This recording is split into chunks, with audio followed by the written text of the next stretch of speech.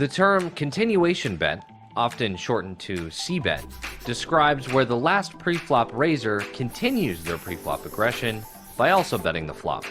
When we're the preflop raiser, or 3-better or 4-better, we will often want to bet the flop. But why is this the case? Well, because 1, our opponent will always have some folds in each spot, and picking up pots uncontested is a significant source of profit.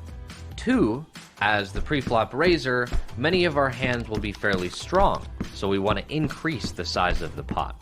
And 3, the hands in our range which aren't especially strong are protected by the stronger ones. These weaker hands get to win the pot more often by bluffing or by making the best hand if our opponent's aggression is restricted after we bet, given that we still have strong hands.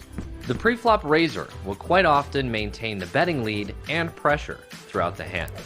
They're more likely to end up with the nuts on the river because they're more likely to have the nuts on the flop.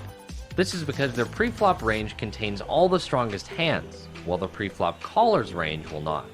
As a result, the level of aggression the preflop raiser can flex is going to be very high. But sometimes the preflop raiser's ability to continue aggression is limited, like on board textures where the caller's range is especially strong. On a flop of 9-8-7 with a flush draw, either player can potentially possess 2-pair hands, straights, and flush draws. As a result, the preflop raiser has to temper their overall level of aggression to protect themselves against all these strong hands. If you've ever blasted off with pocket aces on this board and ran into a flopped straight, you've learned this lesson firsthand.